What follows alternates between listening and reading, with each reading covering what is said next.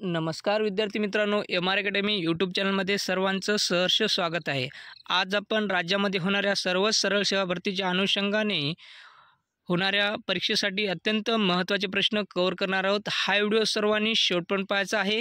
Video आवडल्यास व्हिडिओला like आणि एम आर अकॅडमी यूट्यूब चॅनलला नक्की सबस्क्राईब करायचं आहे। राज्यामध्ये होणाऱ्या समाज कल्याण भरती, अंगणवाडी सेविका व आदिवासी विभागामध्ये होणाऱ्या भरतीसाठी अत्यंत महत्त्वाचे प्रश्न आपण या व्हिडिओमध्ये घेणार आहोत। ऐतिहासिक प्रश्न आहेत, भूगोल, अर्थशास्त्र व ऐतिहासिक प्रश्न, करंट अफेअर विषयी अत्यंत महत्त्वाचे प्रश्न आपण या व्हिडिओमध्ये पाहणार आहोत। हा व्हिडिओ सर्वांनी शेवटपर्यंत पाहायचा आहे।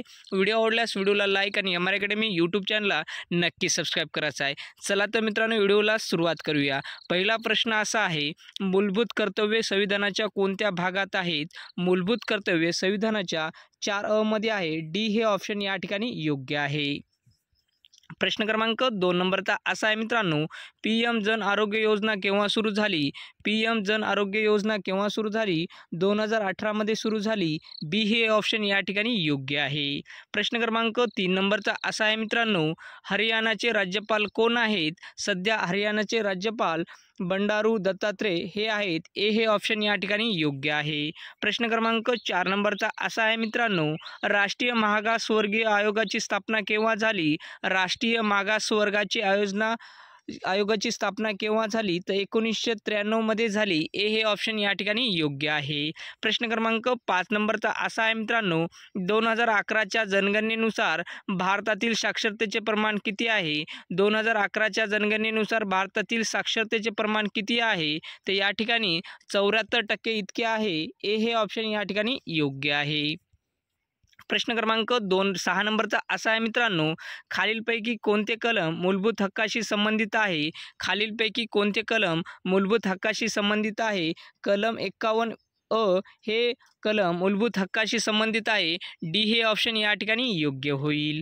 प्रश्न क्रमांक 7 नंबरचा असा आहे मित्रांनो, राष्ट्रीय मागासवर्गीय आयोगाची स्थापना केव्हा झाली?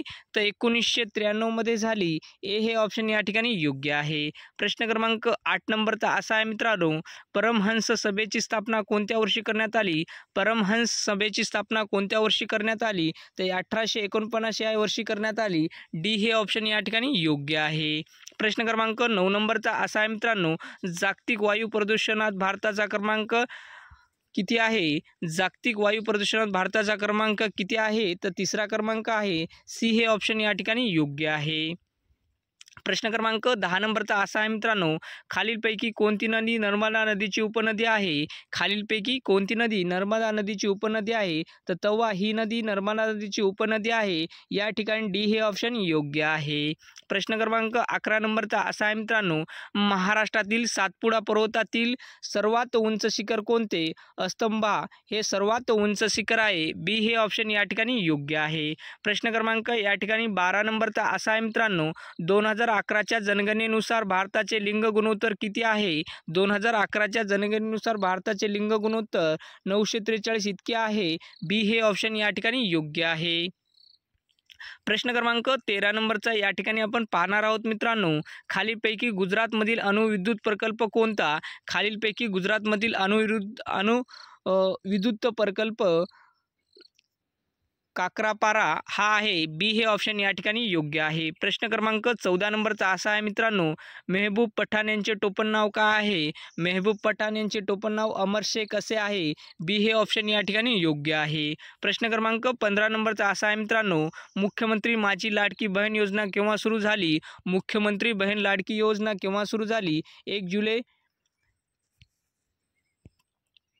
जुलैला मुख्यमंत्री माझी लाडकी बहीण योजना सुरू झाली। ए हे ऑप्शन या ठिकाणी योग्य आहे। प्रश्न क्रमांक 16 नंबरचा असा आहे मित्रांनो, 1906च्या अधिवेशनानंतर मुंबईमध्ये स्वदेशीचा पुरस्कार कोणी केला? तर लोकमान्य टिळक यांनी हा स्वदेशीचा पुरस्कार केला। बी हे ऑप्शन या ठिकाणी योग्य आहे। प्रश्न क्रमांक 17 नंबरचा असा आहे मित्रांनो, आर्थिक घटकासंदर्भात खालीलपैकी कोणते कलम आहे? आर्थिक घटकासंदर्भात खालीलपैकी 110 कलम आहे। डी हे ऑप्शन या ठिकाणी योग्य आहे। प्रश्न क्रमांक या ठिकाणी 18 नंबरचा असा आहे मित्रांनो, SCBIचे नवीन अध्यक्ष कोण आहेत? SCBIचे नवीन अध्यक्ष या ठिकाणी कोण आहेत?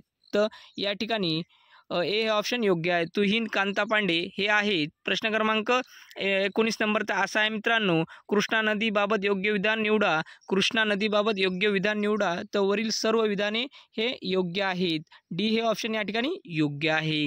प्रश्न क्रमांक 20 नंबरचा असा आहे मित्रांनो, छोटा गंधर्व या टोपण नावाचे कोणाला ओळखले जाते? छोटा गंधर्व या टोपण नावाने कोणाला ओळखले जाते? तर सौदागर नागनाथ गोरे यांना या टोपण नावाने ओळखले जाते. या ठिकाणी डी हे ऑप्शन योग्य आहे. प्रश्न क्रमांक 21 नंबरचा असा आहे मित्रांनो, भारतीय संविधानाच्या भाग 2 मध्ये काय समूद केले आहे? भारतीय संविधानाच्या भाग 2 मध्ये काय समूद केलेले आहे? तर या ठिकाणी नागरिकत्व समूद केलेले आहे. सी हे ऑप्शन या ठिकाणी योग्य आहे. प्रश्न क्रमांक 22 नंबरचा असा आहे मित्रांनो, धनगरी गजा नृत्य खालीलपैकी कोणत्या जिल्ह्याचे आहे? धनगरी गजा नृत्य खालीलपैकी कोणत्या जिल्ह्याचे आहे? तर सोलापूर या जिल्ह्याचे आहे. बी हे ऑप्शन या ठिकाणी योग्य आहे. प्रश्न क्रमांक 23 नंबरचा असा आहे मित्रांनो, छत्रपती शिवाजी महाराजांनी पुरंदरच्या तहामध्ये मिर्झाराजे जयसिंग यांना किती किल्ले दिले? तर या ठिकाणी 22 किल्ले दिले. छत्रपती शिवाजी महाराजांनी पुरंदरच्या तहामध्ये मिर्झाराजे यांना 22 किल्ले दिले. सी हे ऑप्शन या ठिकाणी योग्य आहे. प्रश्न क्रमांक या ठिकाणी 24 नंबरचा असा आहे मित्रांनो, खालीलपैकी कोणते कलम मूलभूत हक्काशी संबंधित आहे? खालीलपैकी कोणते कलम मूलभूत हक्काशी संबंधित आहे? तर ए हे ऑप्शन या ठिकाणी योग्य आहे. कलम 21 ए हे ऑप्शन या ठिकाणी योग्य आहे. प्रश्न क्रमांक 25 नंबरचा असा आहे मित्रांनो, खालीलपैकी कोणते सिंधू संस्कृतीचे एकमेव बंदर शहर आहे? खालीलपैकी कोणते सिंधू नदीचे एकमेव शहर बंदर आहे? तर लोथल हे शहर आहे. सी हे ऑप्शन या ठिकाणी योग्य आहे. प्रश्न क्रमांक 26 नंबरचा असा आहे मित्रांनो, केंद्र सरकारने कोणत्या वर्षी प्रधानमंत्री ग्राम सडक योजना सुरू केली?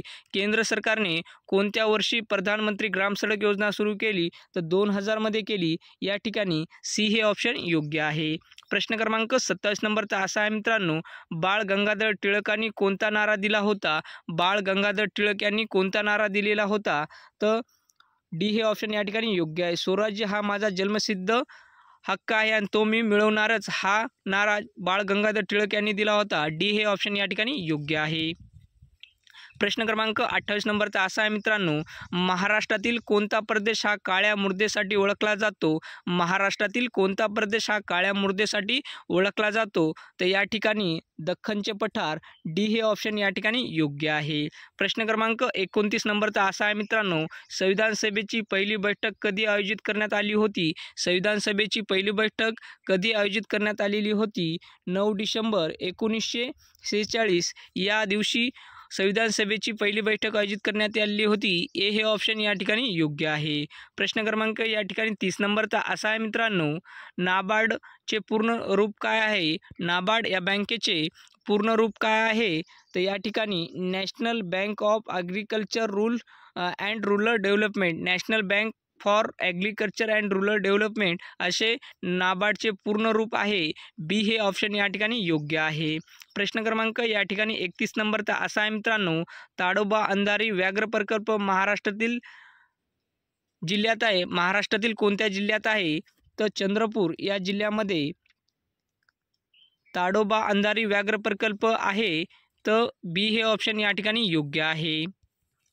प्रश्न क्रमांक 32 नंबरचा असा आहे मित्रांनो, 23 मार्च 1931 रोजी भगतसिंग, सुखदेव आणि राजगुरू यांना फाशी देण्यात आली. त्यावेळी भगतसिंग यांचे वय फक्त टिंबटिंब वर्ष होते. तर या ठिकाणी फक्त भगतसिंग यांचे वर्ष 23 वर्ष होते. ए हे ऑप्शन या ठिकाणी योग्य आहे. प्रश्न क्रमांक 33 नंबरचा असा आहे मित्रांनो, खालीलपैकी कोणती नदी हिमालयाची सर्वात पूर्वेकडील सीमारेषा दर्शवते? खालीलपैकी कोणती नदी हिमालयाची सर्वात पूर्वेकडील सीमारेषा दर्शवते? तर या ठिकाणी ब्रह्मपुत्रा नदी होय. बी हे ऑप्शन या ठिकाणी योग्य आहे. बी हे ऑप्शन या ठिकाणी योग्य आहे. प्रश्न क्रमांक 34 नंबरचा असा आहे मित्रांनो, खालीलपैकी कोणता महाराष्ट्रातील सर्वोच्च उंचीवरील बिंदू आहे?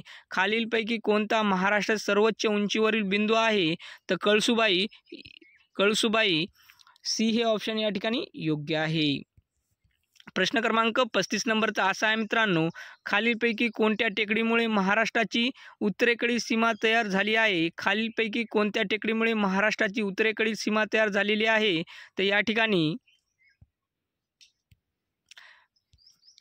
पेनुकोंडा टेकड्या यांच्यामुळे झालेली आहे? डी हे ऑप्शन या ठिकाणी योग्य आहे. प्रश्न क्रमांक 36 नंबरचा असा आहे मित्रांनो, 2022-23 या आर्थिक वर्षात GDPची वाढीची विस्तार टक्केवारी किती आहे? 2022-23च्या आर्थिक वर्षात GDPची वाढीची विस्तार टक्केवारी किती आहे? तर या ठिकाणी 7% इतकी आहे.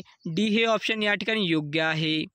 तर मित्रांनो, हा व्हिडिओ सर्वांनी शेवटपर्यंत पहा. व्हिडिओ आवडल्यास व्हिडिओला लाईक व MR अकॅडमी यूट्यूब चॅनलला नक्की सबस्क्राईब करा. राज्यामध्ये होणाऱ्या सर्व सरळ सेवा भरतीच्या अनुषंगाने आपल्या MR अकॅडमी यूट्यूब चॅनलवर सर्वच प्रश्न कव्हर केले जात आहेत. करंट अफेअर, GK, सामान्य ज्ञान, मराठी व्याकरण विषय अत्यंत महत्त्वाचे प्रश्न या व्हिडिओमध्ये व समोर होणाऱ्या व्हिडिओमध्ये आपण कव्हर करणार आहोत. तरी विद्यार्थ्यांनी हा व्हिडिओ सर्वांनी शेवटपर्यंत पाहायचा आहे. व्हिडिओ आवडल्यास व्हिडिओला लाईक आणि MR अकॅडमी यूट्यूब चॅनलला नक्की सबस्क्राईब करायचं आहे. तर मित्रांनो, उद्या भेटूया नेक्स्ट व्हिडिओमध्ये. नमस्कार.